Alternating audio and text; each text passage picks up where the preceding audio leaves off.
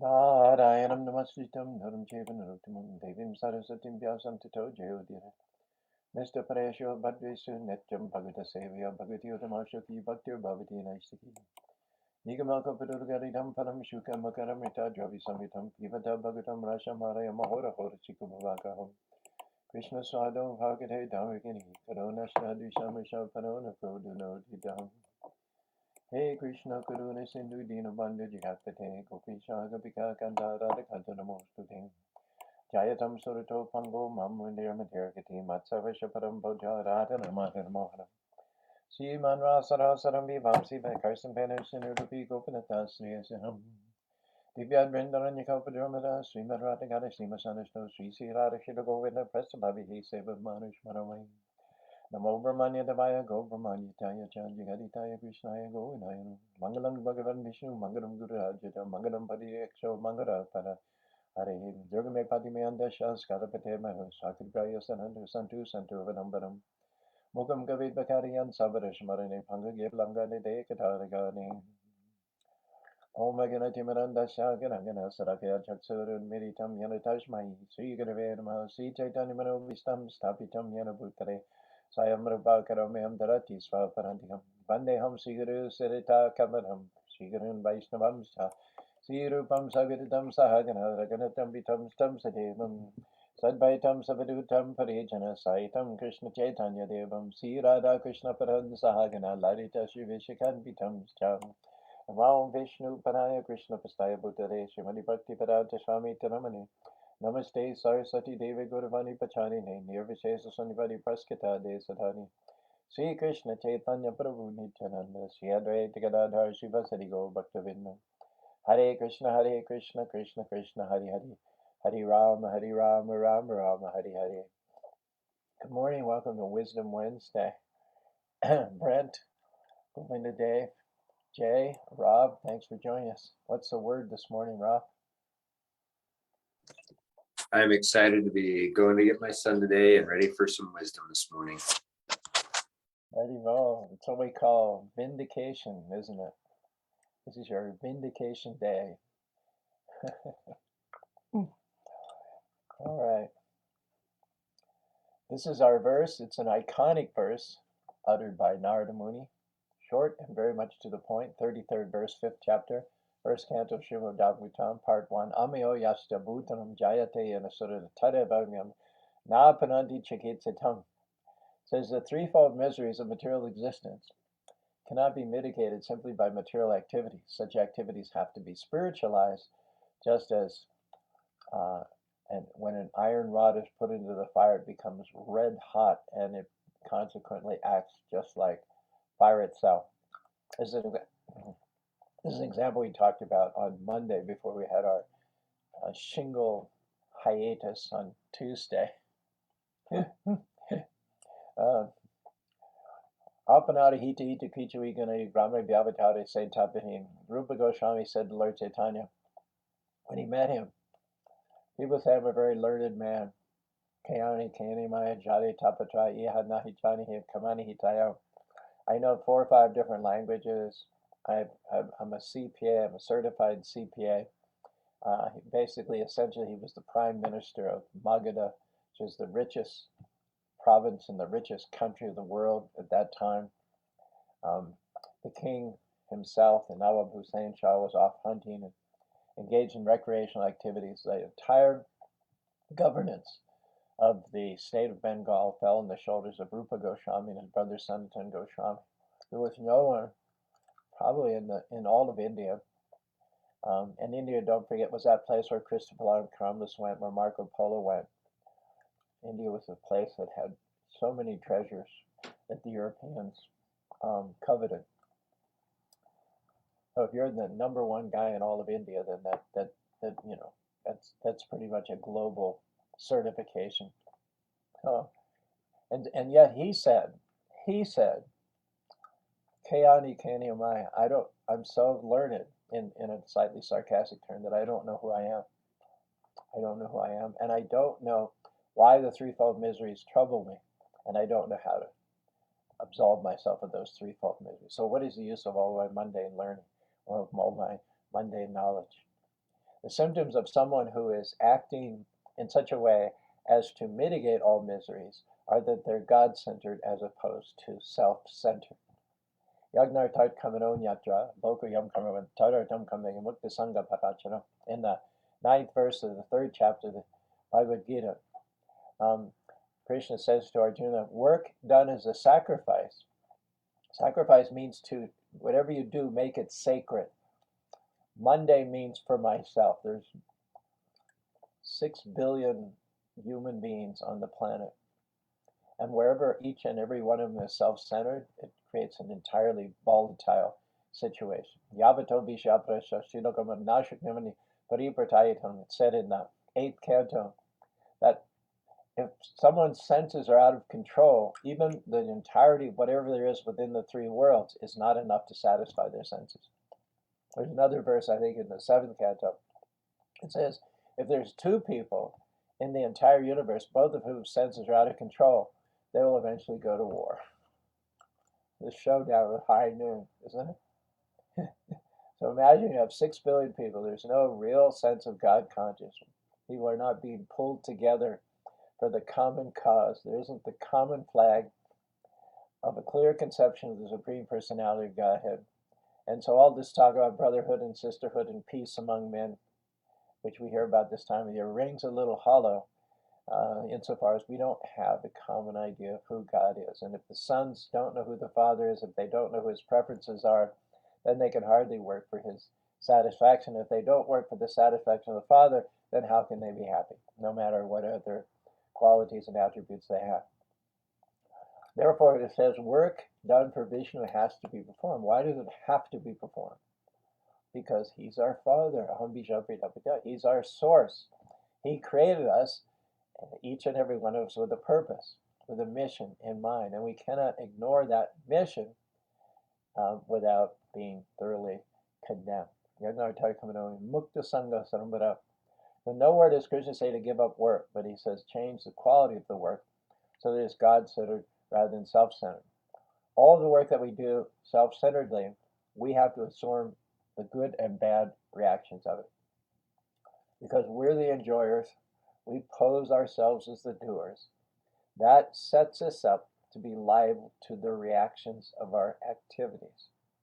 And when we're liable to the reactions of our activities, every day we go through good and bad. We go through good and bad.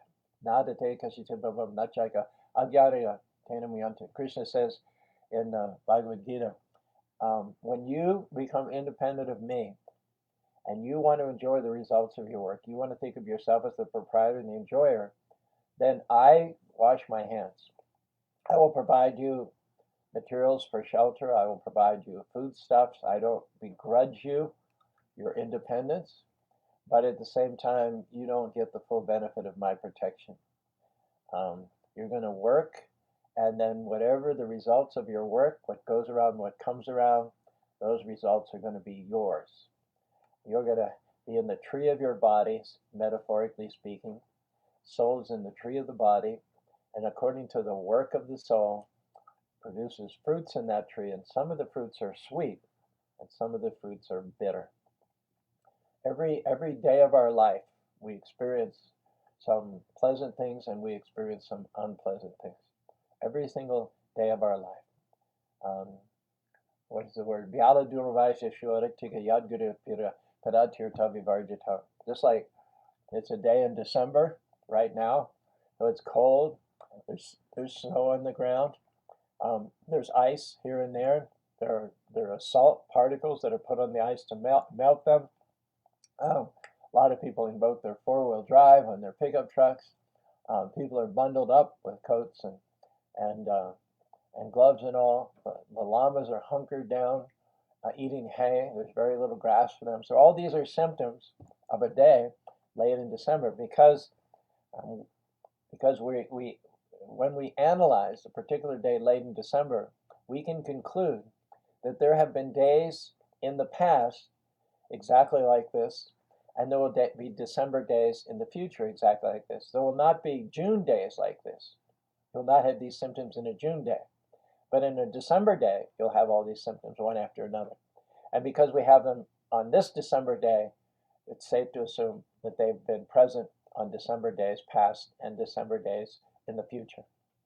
Each and every day of our life is mixed with some happiness and some distress.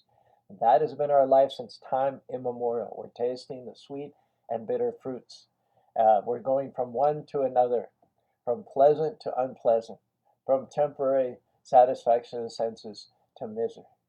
Not unless we get beyond these dualities will we experience the taste of Krishna consciousness, taste of eternity. In the 9th chapter, 28th verse, Krishna says, Subha sabhu phalerena moksha se kamananyana sanyasya yogi yukta mami mukto mama pasati. Subha, one who is indifferent to that which is so-called auspicious and so-called inauspicious. In the material world, in the self-centered world, it's auspicious if I steal your wife and your cattle. It's inauspicious if you steal my wife and my cattle. These are the relative dualities of this material world. So, who is liberated? Moksha se karubandhanam. They're still working. Don't mistake that they've given up work. They're working, but their work is not bandhanam. It's not binding them up. It's creating freedom for them. Sanyasya yoga mukta vimukta mahabhasati. Someone who works being detached from the results of the work. Someone works for the satisfaction of Krishna.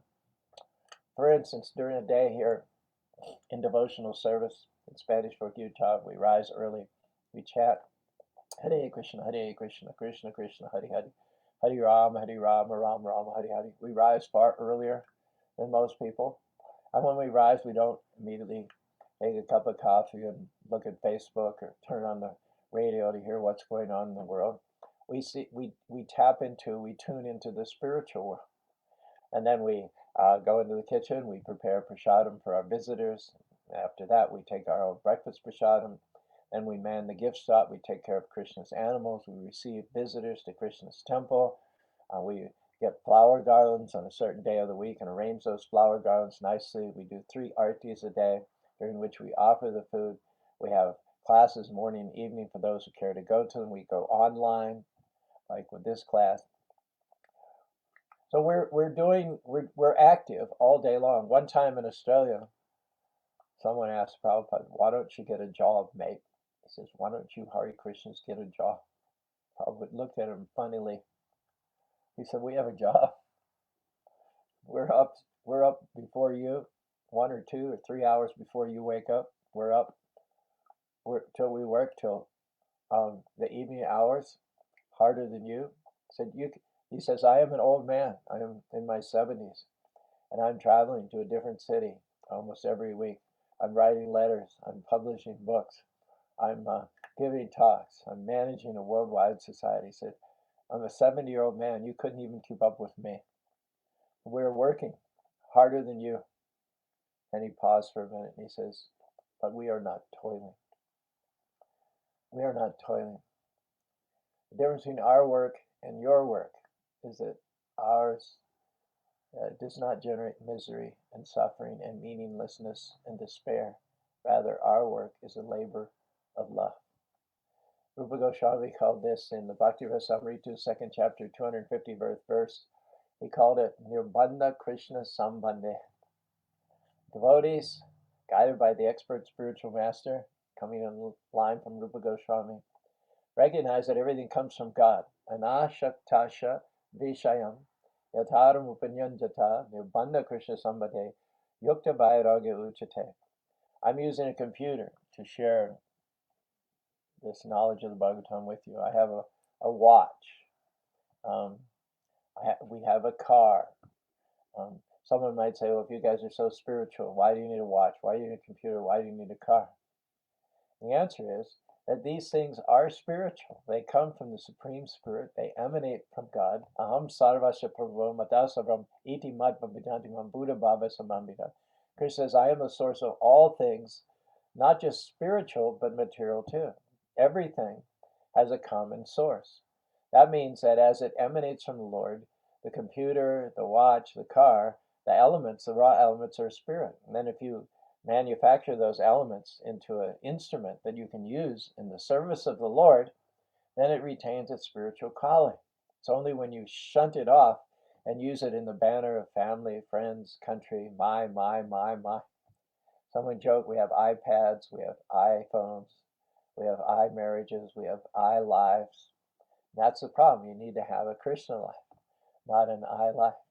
When everything is tendered on the altar for the satisfaction of Krishna, your artistic ability, your ability to communicate with people, your mechanical ability, your graphic arts ability, your leadership ability, your poetry ability, whatever abilities that you have, if they're used for the satisfaction of the Lord, then that not only does not perpetuate the threefold miseries of material life, but it burns them up, in fact. It dissolves them and finishes them up. There's a verse, Purusha Prakritiha Dayamana Nani Vinamachananam Paradaham. It says that the firewood which creates the fire, after the fire is burned for some period of time, then the original firewood is gone. It's burned up. So the same work which had bound us up, which had entangled us in the past, being self-centered, that same work, when it's transferred to Krishna consciousness, then creates the fire. We're in the fire. We're in the fire of bhakti. We're in the fire of Krishna consciousness.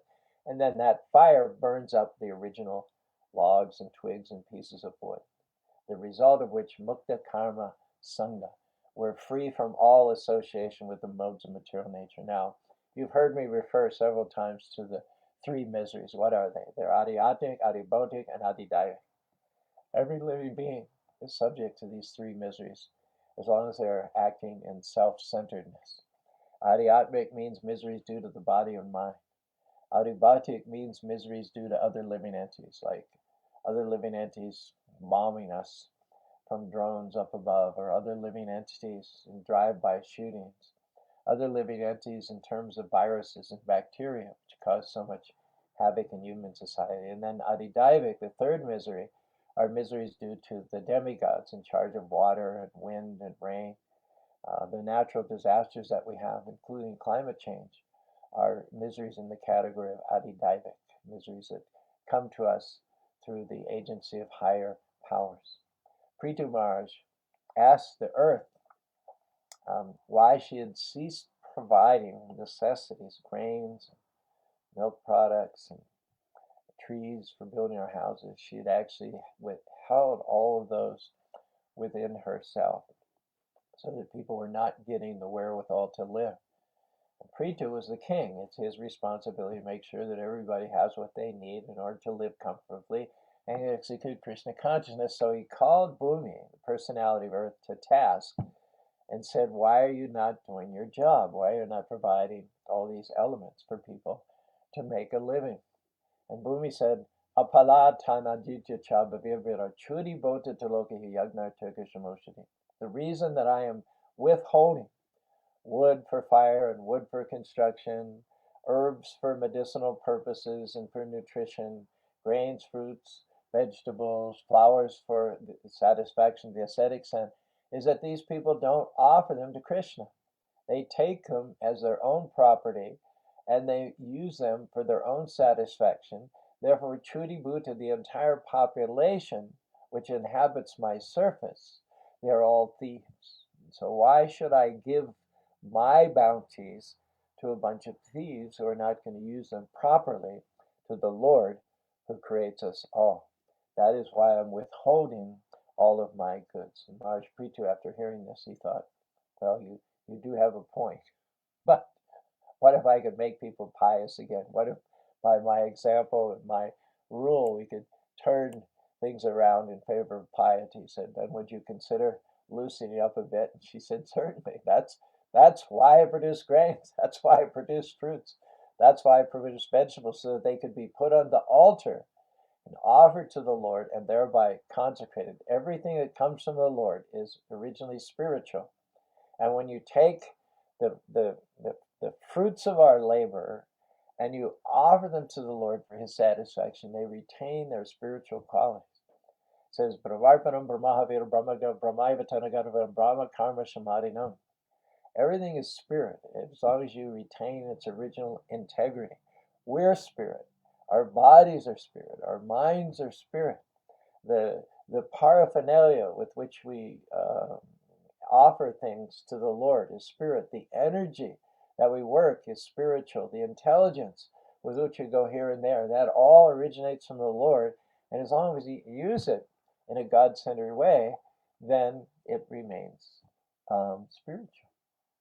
There is a class of men with whom we always differ in terms of parameters called the Mayavadis or the monists. They don't believe that matter has any reality. They discount matter because it's temporary. For instance, this building that we're living in was built in 1987, and probably by 2087 it will have been no longer habitable. We've been torn down 100 years or 150 years from now. So originally it was earth, and then it became transformed into building materials. It became a building, and then it deteriorated, and eventually go back to earth. So the Mayavadi, the monists, would say everything is essentially earth. It may take different forms and shapes for a temporary period of time, but that which it once was, it will inevitably go back to. And so therefore everything is one. Everything is earth. They see spirit as homogeneous, ineffable, undifferentiated. They see that originally spiritual life is the absence of individual, the absence of ego, and perfection of spiritual pursuits would be to merge into the totality of the Supreme, losing one's individuality and become one. Just like everything is originally earth, everything is one. So they say everything is spirit, and anything that we perceive in terms of house or car or building or self, that's all false because it's temporary. Brahma Satyam Jagat Mitra.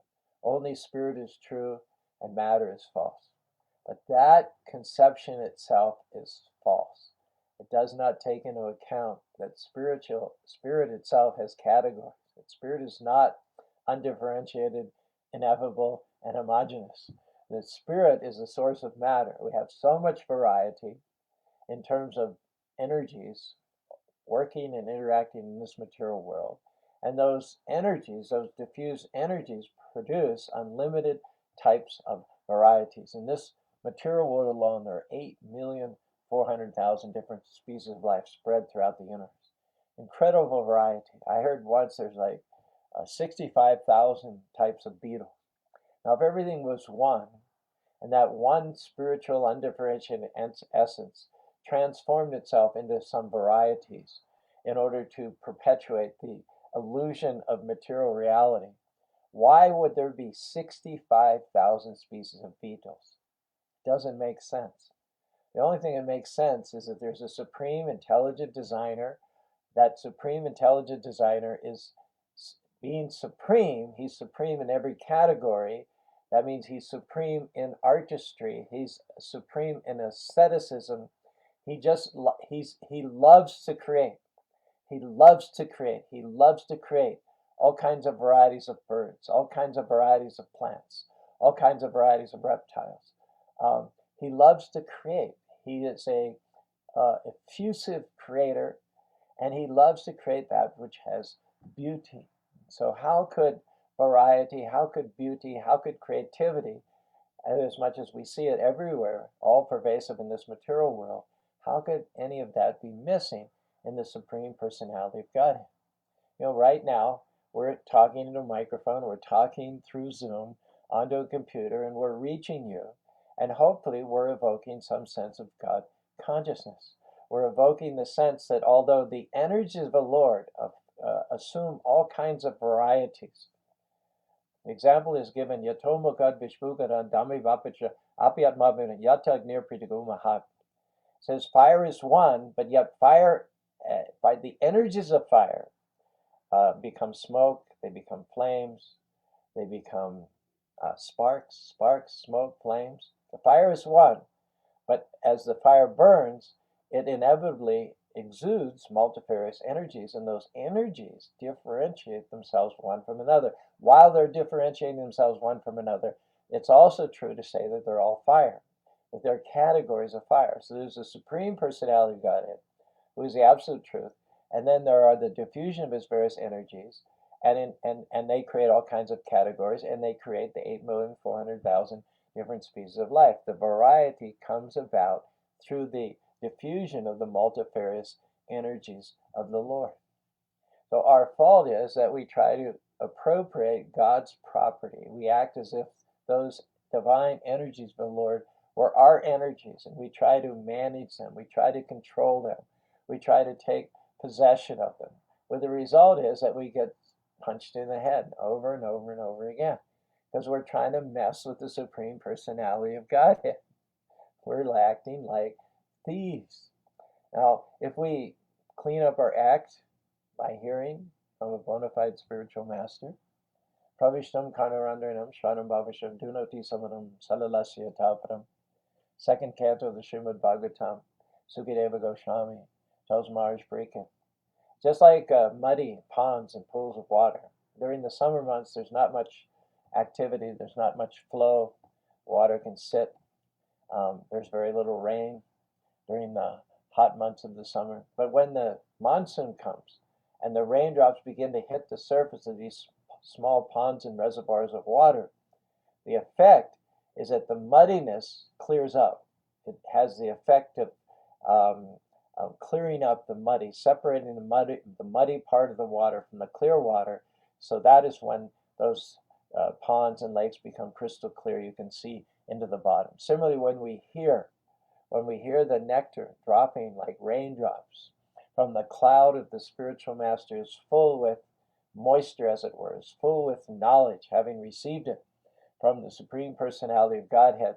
When those droplets of nectar fall from the lips of the bona fide spiritual master, it has the effect of clearing up the confusion.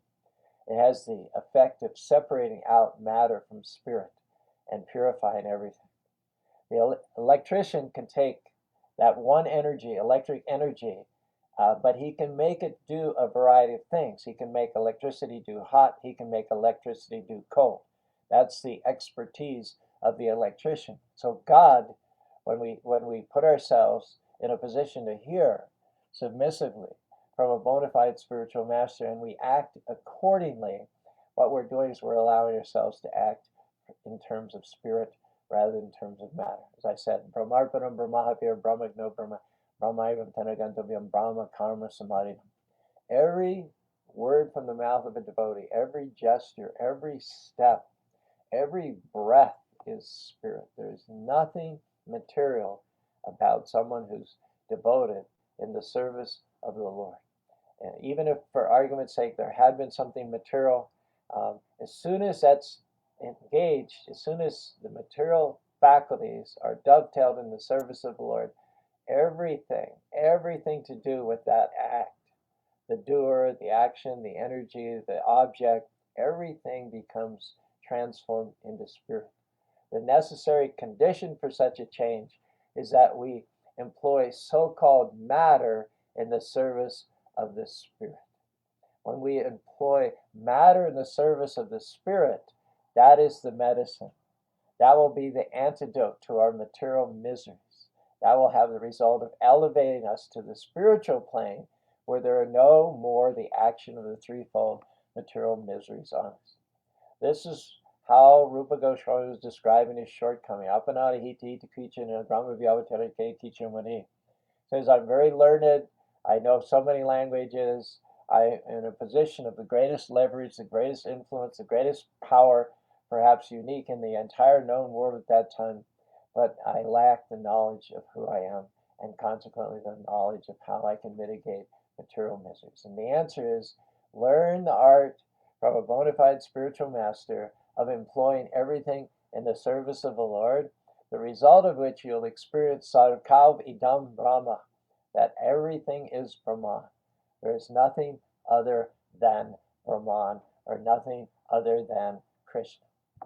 In the 7th chapter of the Bhagavad Gita, 10th verse, Bijamam Sarvabhutanam Bidi Partha Sanatanam Tejas Tesvasanam. It is said, O son of Pritha, know that I am the original seed of all existences. Everything comes from that original seed, which is Eka Kanksha how does that put? Ete Kanksha Swayambhumam, the original personality of Godhead, from whom all the Vishnus, all the Vasudevas, all the Pradyumnas, all the Aniruddhas, all the expansions of the Lord come, that original personality of Godhead is known as Krishna, who came down on earth 5,000 years ago, and he killed Kamsa.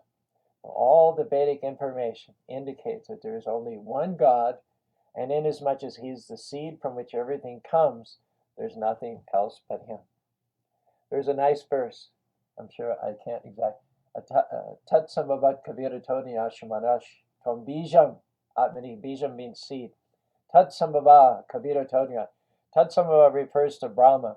Kabir means he's the most learned. Sambhava means he was born from the petals of a lotus flower. He didn't come through the womb of a mother. And when Lord Brahma awakened, he was on the top of the lotus flower. He's surrounded by darkness. So he tried to determine, what is the source of this world? Who am I? Who has created me? What am I supposed to do? And he spent many, many years exploring, trying to get the answers to those questions through empirical exploration. But he came up with nothing. He came up with nothing. And then he engaged in austerities and penances for 1,000 years, after which he saw the Supreme Personality of Godhead face to face. Tena Brahma Rida Ya Arikoi Matya. Krishna imparted into his heart the knowledge whereby he could create this material universe, and Krishna also empowered him to be the original spiritual master from whom the knowledge descends in disciplic succession. So it is said, Tatsambhava kaviratoni ashram tom bijam atmiya patastite. The description of Brahma is there, that he's going here and there, climbing down and up the lotus flower and trying to penetrate the darkness to find out what is the source of creation? Where does he come from? Where does the lotus flower come from? What is the purpose for which he's created? And he can't discover it.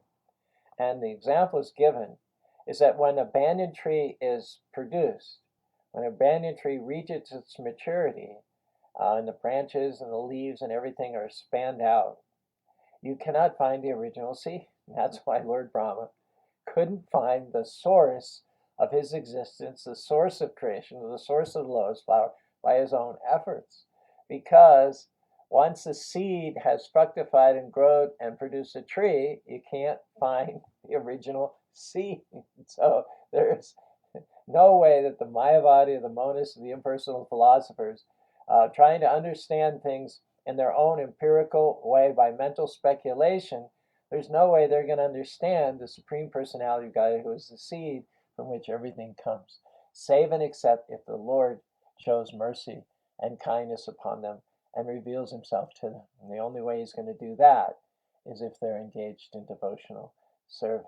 Like that.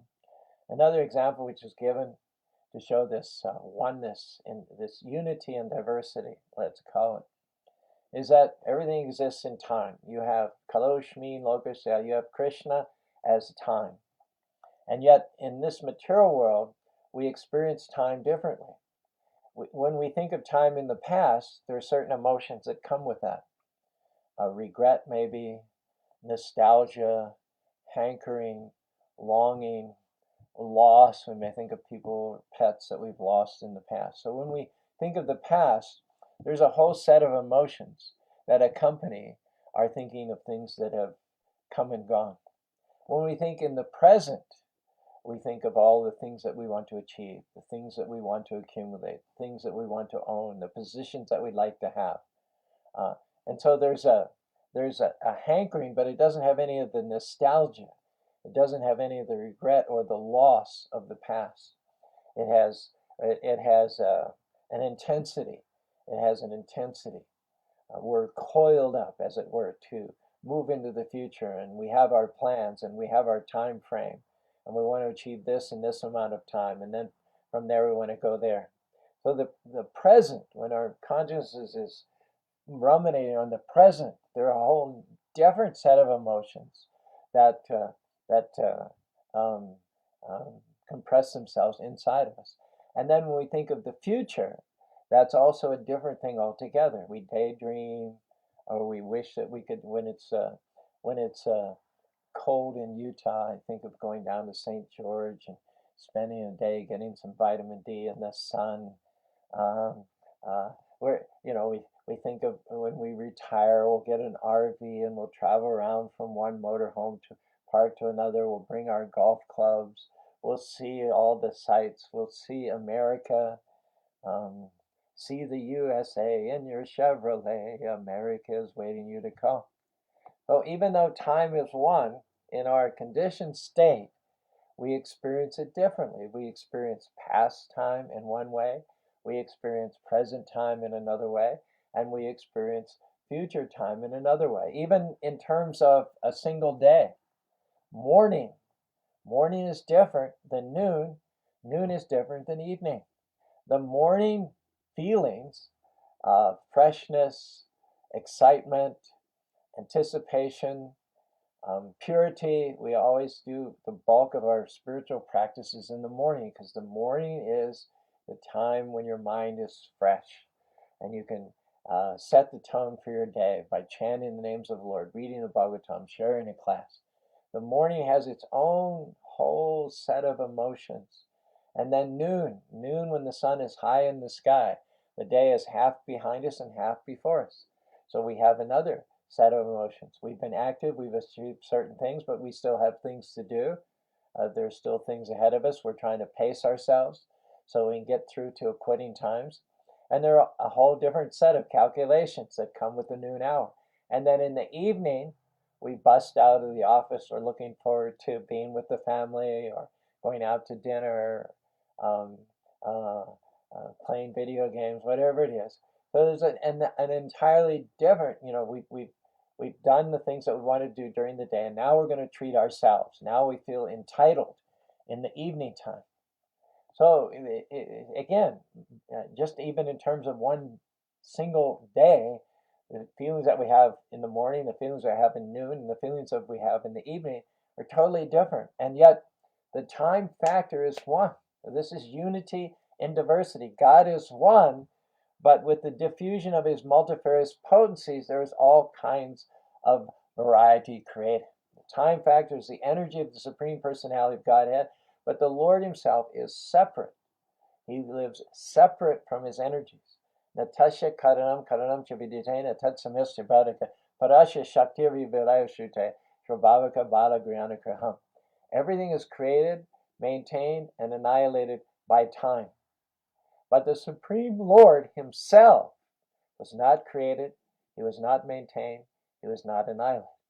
His energies, balagyana kriyaham, being imbued with his potencies, they bring about creation, they cause maintenance, and they precipitate destruction. But the Supreme Lord, as the time factor himself, has no time of beginning, no time of maintenance, no time of destruction. Now we are also Satchidananda. We are also full of knowledge, bliss, and eternity. We're made of the same nature as the Lord. So when we connect to the Lord as his servants, we take shelter at the Lord as his eternal servants, then we ascend to our original constitutional position. We also live outside of time.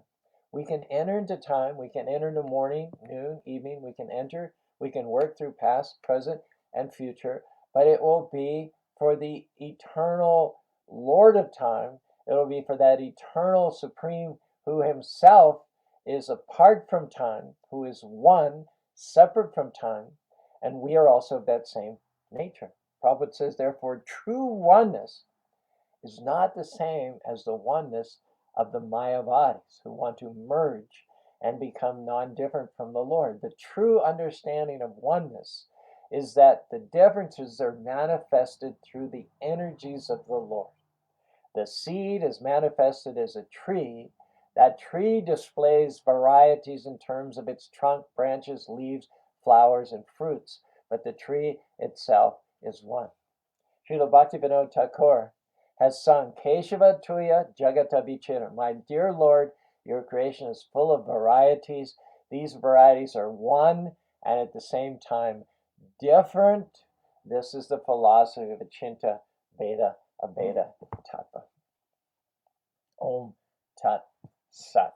That concludes our discussion here for Transcendental Tuesday. We'll be back with more next Monday. I hope I look okay after my bout with shingles. I spent like 72 hours down on my back.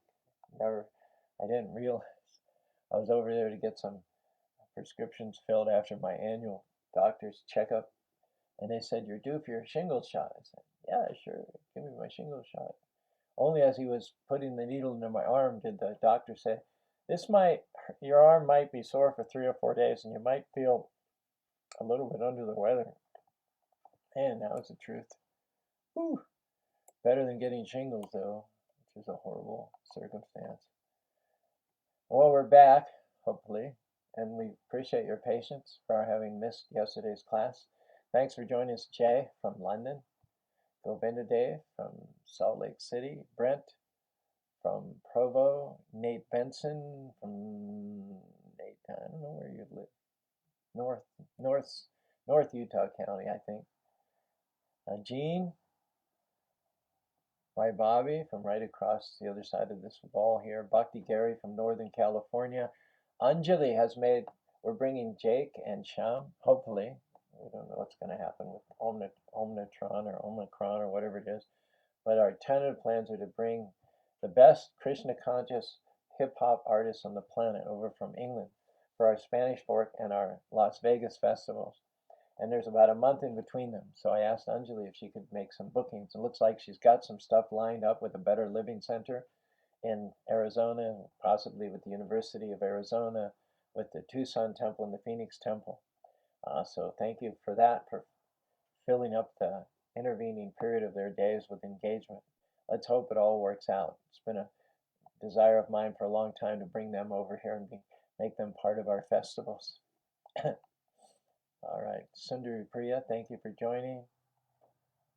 No, I didn't have shingles. I just had the shingles shot. If the shot is so bad, imagine what shingles would be. Yes, just the shot. How did you like looking at the ceiling for 72 hours? I think I was more like looking at the inside of my eyelids. 72 hours. No, not 72 hours. 36 hours. Not 72 hours. Take that back. Rob, any takeaways from today's discussion? Thank you, Prabhuji. It's good to see that you're up and about and that it didn't take you down for as long as they said it could. And it's got to be a good sign. My takeaway is I gotta not live in my ego and think with my ego. Like, it's my ego that tells me God has to work the same way that material energy works. That's, to me, when I step outside my ego, it seems very ridiculous to assume that we know exactly how Krishna works, how his energies work, and to be able to label and identify and predict. Like, that's it seems kind of silly to me. And so I need to set aside that ego, that false ego, and accept the way things are and the way they've been taught through disciplic succession, and accept that that is truth and that that can happen if that's the way Krishna wants it to happen. And that he's there, he's everywhere, he is omnipresent, he's in everything, he can control everything, he can do whatever it is he wants, which includes protect me, protect others. And if he chooses a different path for me, then I'm at his mercy, always at his mercy. And we find out through our devotional literature that ego's there. We don't. We want to get past false ego, but it's not as the monists say that there's no ultimate ego. They would say ego is false, and the sooner you get rid of your ego, the better you are. But we're not going to throw out the baby with the bathwater. We're not going to throw out the real ego with the false ego. We distinguish between the two. False ego, or self-motivated, self-centered, self-serving actions, and the real ego is that Nitya Siddha Krishna Prema, Nitya Jiva Shurubhai, Nitya Krishna Das, Beta Beta Vikas. The real ego is that I am a part and parcel of Krishna. and that my true happiness and true meaning comes through serving him in devotional service. And we see it practically, that thousands and thousands of people since Prabhupada landed on the shores of America over 50 years ago. It's transformed the lives of thousands and thousands of people. And although things are darker in many senses than they ever were before, there's more light. On the other hand, there's more light and opportunities than there ever were before as well. And things are polarized. That was the same situation in Kurukshetra. Things were so polarized that they eventually clashed. They eventually came together on the battlefield there. So polarization has to happen. And as there are more dark things happening in the world now than ever before, there are more also encouraging, spiritually surcharging, spiritually powerful things happen. And you just have to jump on Zoom. I know that Rob, I know that Brent, Govinda Dave, many of our listeners, they listen to so many of the spiritually surcharged persons through the Zoom calls, the advantages that this technology provides for us. The result of all of those kinds of programs is that your real ego emerges out of this material quagmire. The waters become clarified, the mud sinks to the bottom. You see, this is matter and this is spirit. This is me and this is not me. And then that empowers you to move forward and make decisive decisions, and ultimately to get back home, back to God. So we what's the word I'm thinking? We assert the ego, not the false ego. Well, thank you one and all for joining us. And that concludes our 3 sessions in a week became 2. But we'll be back next Monday with full vigor to pursue this point and others. In the meantime, keep chanting Hare Krishna, Krishna Krishna, Hare Hare, Hare Rama, Rama Rama,